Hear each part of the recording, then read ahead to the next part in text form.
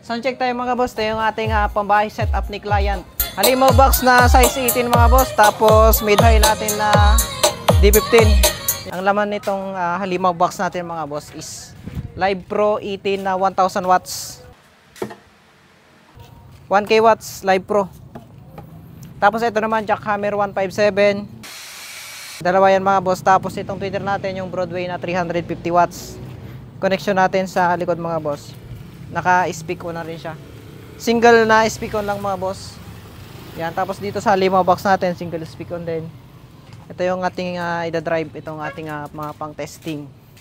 Yan. Bali yung connection nitong speaker natin mga boss. Yung dalawang mid-high. Pinagsama na natin dito sa iisang amplifier. Tapos yung sub natin mga boss is dalawang channel. Yan. Ito mga boss ang ating mixer. Joson Jet. Joson Spider 4 Plus. Tapos ito meron tayo ditong crossover Joson. Equalizer Joson. Tapos ito yung pang mid natin Joson Earth 1.5. Sun 3.0 pang sub natin. Yan. Single channel lang mga boss yung gagamitin natin sa ating mid-high. Kasi walang naman siya Jackhammer 157. So masyadong malakas to para sa kanya. Kaya naman single channel lang. Pero itong Live Pro, yes, malakas naman yung Live Pro. Kaya naman, dalawang channel. So lahat yan, naka-stereo mode mga boss. Stereo mode. Bali, binalot ko na lang muna siya kasi sa shop, maalikabok sa shop. Kaya binalot ko muna tapos, ngayong testing, tinanggal ko yung nanditong plastic. Then pagkatapos nitong testing mga boss ay ibabalot ulit para ipadala. Saglit lang natin ito isa-soundcheck mga boss kasi nga gabi na tapos tignan nyo naman yung ulan. Saglit lang tayo yung mag-soundcheck. Hindi na natin to iba-battle knockdown mga boss kasi nandito tayo sa kalsada. At hindi naman to pang battle, pang bahay lang naman mga boss. Kaya saglit lang tayo mag-soundcheck.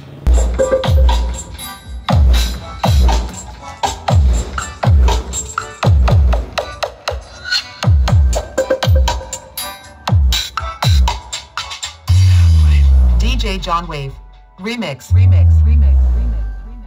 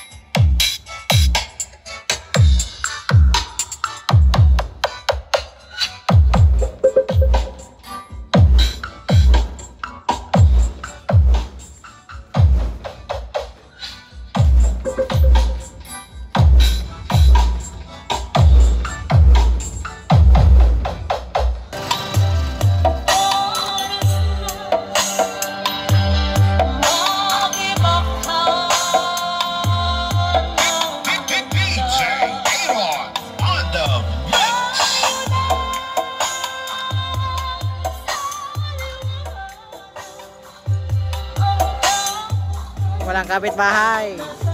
Pero may nagreklamo. Kaya hinaan lang natin.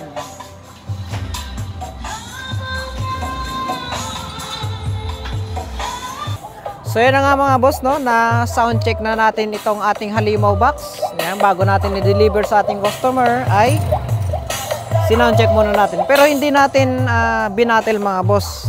Hindi natin siya masyadong nilakasan kasi nga hindi ko nilalakasan kapag yung mga speaker is sa kanila, sa mga client ko. Nilalakasan ko lang kapag sarili ko yung speaker na kahit masunog ay walang problema kasi gastos ko naman.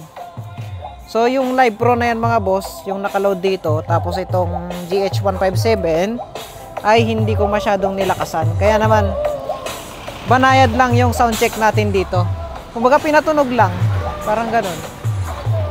Yan siya. Ayos na ayos mga boss. Yan. Okay mga boss, honest review sa ating halimaw box, no? Yung ganong klaseng halimaw box mga boss. Honest review mga boss, kung gusto nyo ng buong buo yung tunog na lalo na sa ano mga boss, mapa indoor, mapa outdoor, sama-sama na yan. Pero wag kang umasa na kaya mong patigasin yung halimaw box mga boss kasi more on soft bass siya. So bagay na bagay talaga siya kahit na anong song mga boss. Pero lang siguro battle kasi soft siya eh. Hindi siya pang hard kick. So sa ibang tugtog, mga reggae, mga yung katulad ng pinapatugtog ko ngayon, yan, yung mga bass boss, mga boss, ay bagay na bagay siya doon mo. Itong halimaw box, lalo na kapag mga D18, D15 mga boss, solid, buong buo yung tunog. Alam mo yung kapag nasa loob ka ng bahay tapos sa labas ka lang papatugtog is yung dingding mo talagang maririnig mo yung ingay. No? Sobrang lakas niya mga boss, lalo na pag nasa likod ka ng halimaw box tapos pumasok ka sa CR halimbawa, ang lakas ng gapang talaga niya, sobrang long throw. Yon lang ating honest review mga boss sa ating halimaw box.